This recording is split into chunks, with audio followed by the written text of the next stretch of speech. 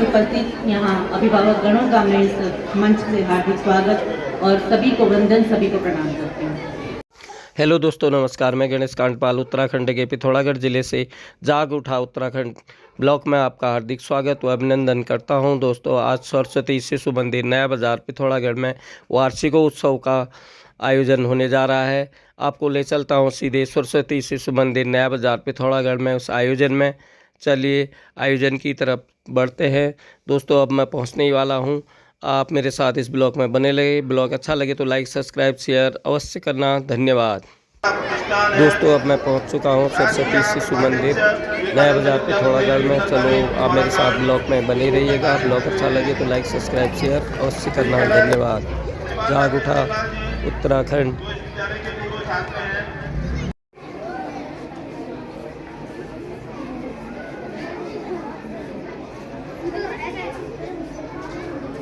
राजेंद्र पांडे जी,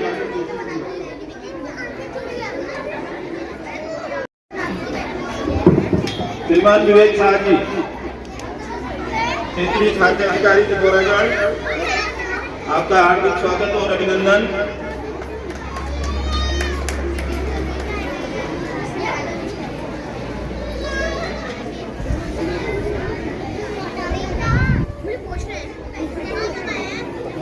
श्रीमान मयूर नागी जी, पूर्व छात्र,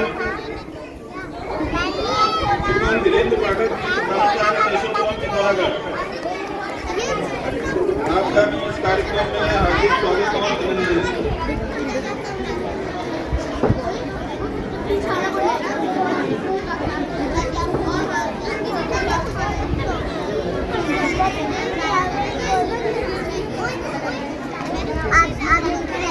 की परंपरा हमारी रही है तो क्लास गाये सुस्वागतम।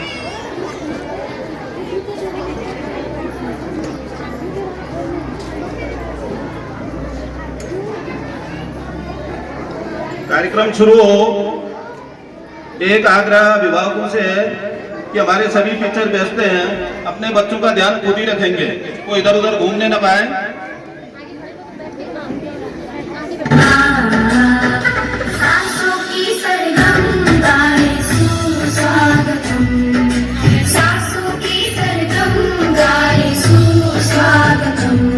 शुभ स्वागतम, शुभ स्वागतम, शुभ स्वागतम, शुभ स्वागतम।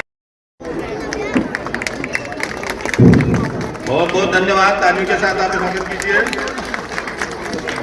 किसी भी 1100 रुपये प्रदान किया है श्रीमान पूरन सिंह जी डूंगरा 100 रुपया, रोहित गढ़कोटी जी जो हमारे पूर्व छात्र हैं, और उनकी श्रीमती जी श्री नीलम रोहित गढ़कोटी जी, दोनों ने 250 रुपया।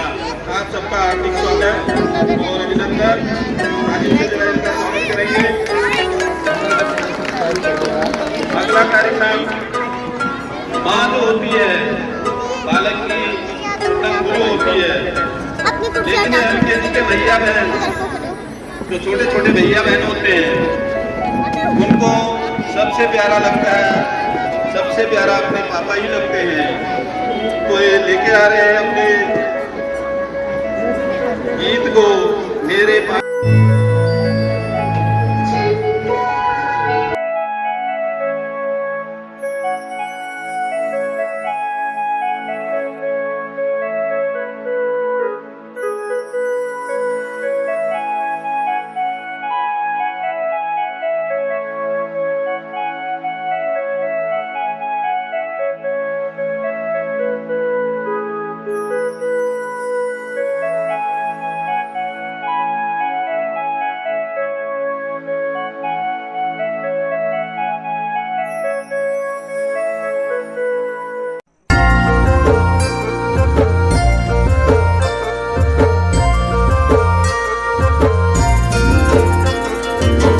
डाली डाली फूलों की तुझको बुलाए रे मुसाफिर मेरे उत्तराखंड में। बादलों की ओर के ओढ़नी वादियां गीत सुनाए मीठे मीठे मेरे उत्तराखंड में।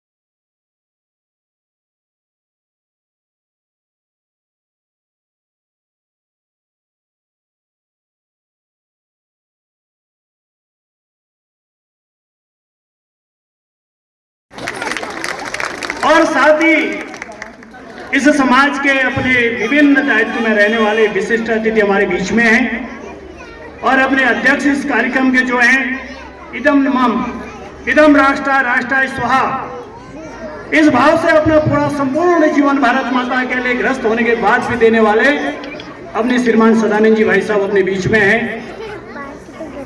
और मैं व्यक्तिशः सभी बंधुओं का नाम लेने में असमर्थ हूँ, माफ कीजिएगा। और जो नेतृत्व विद्या भारती ने इस विद्यालय के जिनके कर कमलों में सौंपा है, ऐसे युवा कर्मठ जुझारू प्रधानाचार्य जिन पर पूरे विद्या भारती ने भरोसा करके इनका इस नया बाजार के कायाकल्प करने के लिए भेजा था और उसमें दिन प्रतिदिन उत्तरोत्तर प्रगति कर रहे हैं, ऐसे मेरे श्रीमान कमल जी और इनके साथ करने वाली तपस्वी के रूप में जो दिन रात काम कर रहे हैं ऐसे आचार्य भगनी और प्यारे भैया बहनों, मैं सबको पुनः नमन करता हूं।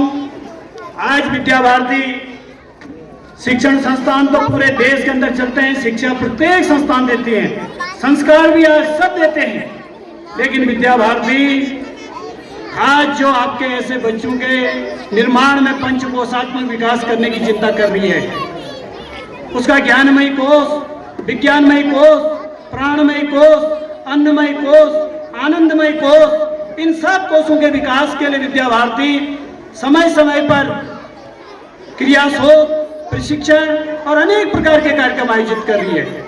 और इन्हीं कार्यक्रमों के आधार पर जो हमारा अतीत में हम 100% साक्षरता थी, लेकिन पूरे देश भर के अंदर भ्रमण करने के बाद लॉर्ड मैकाले ने देखा कि अगर कहीं चोट करनी है तो 16 फरवरी 1836 को लंदन के संसद के अंदर एक बिल पास होता है, वो इंडियन एजुकेशन एक्ट। और उस इंडियन एजुकेशन एक्ट के तहत 7,32,000 गुरुकुल जला करके नष्ट कर दिए जाते हैं। और उसके बाद जो हमारे नालंदा जैसा विश्वविद्यालय जिसके अंडर में 10 लाख से ज्यादा पुस्तकें थी, उस समय का शासक बख्तियार खिलजी वो बीमार होता है तो उसके इलाज के लिए एक पुस्तक पढ़ने के लिए दी जाती है। उसमें एक नियम है, अगर किताब पढ़ना है तो क्या करना है, हर पेज के बाद थूक लगाना है, जीभ पे थूक लगाना, फिर पलटना है। और बख्तियार खिलजी ने जब पूरी पुस्तक पढ़ी तो बख्तियार खिलजी जो है स्वस्थ हो गए। उन्होंने कहा कि इसमें क्या काम है, क्या कमाल है, और उस बात को लेकर के जब पता लगा, उन्होंने कहा कि नालंदा विश्वविद्यालय के पुस्तकालय का कमाल है, तो उन्होंने उस 10 लाख पुस्तकालयों पर आग लगा करके नष्ट कर दिया। ऐसे ही इस भारत माता की भी देन है। ऐसे ही अपने 1925 के संगठन के बाद धीरे धीरे गति हुई और 1952 में हनुमान प्रसाद पोद्दार जी, कृष्णचंद्र गांधी जी और भावराव देवरा जी, इन सब ने मिलकर के एक छोटा सा बीजारोपण गोरखपुर के अंदर किया। आज वो विशाल वट वृक्ष पूरे देश के अंदर, इन विश्व के अंदर फल फूल रहा है। अभी हमारे देश के माननीय प्रधानमंत्री जी ने कहा था कि 25,000 कुछ स्वयंसेवकों के द्वारा 25,000 विद्यालय आज देश के अंदर चल रहे हैं और उन 25,000 विद्यालयों में 40 लाख भैया बहन अध्ययनरत हैं। हम सब गौरवशाली हैं, सौभाग्यशाली हैं। कभी मन के अंदर विचार आता है, अरे कहाँ डाल रखा शिशु मंदिर, अभी भी शिशु मंदिर पढ़ा रहे हो। ये भाव तब पैदा होता है जब हम यही पिथौरागढ़ के जब हमारा छात्र इस विद्या भारती के यहाँ से अध्ययन करके चंद्रयान 3 का अभियान में 7 वैज्ञानिकों में से 4 विद्या भारती के पूर्व छात्र होते हैं और अमेरिका के डोनाल्ड ट्रंप जिसके 18 चिकित्सकों में से 13 भारतीय होते हैं, उसमें से 8 विद्या भारती के पूर्व छात्र होते हैं। और आज प्रशासन की दृष्टि में रीना जोशी जैसी पिथौरागढ़ की जिलाधिकारी रहती हैं, नरेंद्र भंडारी जैसे चंपावत के जिलाधिकारी रहते हैं, धीरज गढ़ जैसे जो है नैनीताल के जिलाधिकारी रहते हैं। ये संस्थान जिसके भविष्य को निर्माण करने के लिए है, उसके सर्वांगीण विकास करने के लिए है। इसलिए हम शारीरिक दृष्टि से भी बात करते हैं। अभी हमारे विद्यालय में कभी भी हमारे अभिभावकों के बीच में विचार आता है, आचार्य जी गणित नहीं जानता है, आचार्य जी अंग्रेजी नहीं जानता है, आचार्य जी इसमें कमजोर है। अभी तक कोई मातृशक्ति यहाँ पर बैठी है जिन्होंने कहा कि आचार्य जी मेरा बच्चा इसके स्टेप बहुत अच्छे हैं, ये शारीरिक बहुत अच्छा कर सकता है। अपने मन में सोचिए, महाराष्ट्र के एक प्रोफेसर का लड़का हाई स्कूल फेल होता है लेकिन दुनिया में भारत का नाम रोशन कर देता है, उसका नाम सचिन तेंदुलकर है। उसके पिताजी भी कहते हैं कि मेरा बच्चा हाई स्कूल फेल हो गया, मैं इसको क्या करूं, मैं तो प्रोफेसर हूं। ऐसी सोच नहीं रखना। और संगीत के क्षेत्र में हमारा बच्चा कहाँ है? यहीं पर का बच्चा पवनदीप राजन इंडिया वॉइस और इंडियन आइडल जीत करके जो है दुनिया में अरुणिता कांजीलाल के साथ धूम मचा रहा है। और हमने कभी कहा कि आचार्य जी मेरे बच्चे की कंठ अच्छी है, ये बहुत सुंदर गाता है, लय अच्छी है, आज इसको इस मंच से आगे करना, ये कौन कहेगा? इन सब बातों पर ध्यान देना। और दूसरा, शारीरिक की दृष्टि से मैं आपको बहुत विषय नहीं बताऊंगा, बिल्मा रॉडेल का उदाहरण नहीं दूंगा। और मानसिक शक्ति कैसी होनी, सुंदर पिचाई का नाम सबने सुना होगा। पत्नी के एक निमंत्रण में नहीं पहुंचने पर वो घर से बाहर निकाल देती हैं सुंदर पिचाई की श्रीमती। और वो व्यक्ति घबराता नहीं है, डरता नहीं है, उनका सम्मान करता है अपनी श्रीमती का। ऑफिस में जाता है, मैं अपनी पत्नी के बताए हुए आज उस निमंत्रण में नहीं पहुंचा, मेरी पत्नी अकेली रही, तो मुझे क्या करना? उसने सोच करके दुनिया के लिए गूगल मैप निकाल दिया। ऐसा बच्चा विद्या भारती के अंदर काम करने के लिए आता है, सोचने के लिए आता है। और दूसरा, जो नृत्य आपने यहां पर देखा, ये नृत्य यहीं पर नहीं है, ये नृत्य बच्चे के लिए, भविष्य के लिए है। सुधा चंद्रन ऑस्कर अवार्ड जीतती है, पैर नहीं चल पाती है। ऐसे बने उदाहरण जब विद्या भारती के बड़ी बड़ी बैठकों, इनकी बालिकाओं की शादी भी करनी है, इनके भी गृहस्थ जीवन है। अगर 100 रुपया शुल्क बढ़ाने की बात, 200 रुपया शुल्क बढ़ाने की बात प्रधान जाति करते हैं, तो ये गलत नहीं करते हैं, इस पर भी हमको विचार करना चाहिए। तो इन सब बातों से आज विद्या भारती के अगर मैं विषयों पर जाऊंगा तो बहुत लंबा विषय है। मातृशक्ति और आगामी इसको डिजिटल करेंगे, स्मार्ट बोर्ड लगाएंगे, ये सब प्रबंध समिति के आश्वासन में विद्यालय आगे बढ़ेगा। पुनः सबके उज्जवल भविष्य की कामना करते हुए और इस नव वर्ष की नवत्रय की फुर्र मैया आपके सबकी मनोकामना पूर्ण करें। वंदे भारत माता की जय।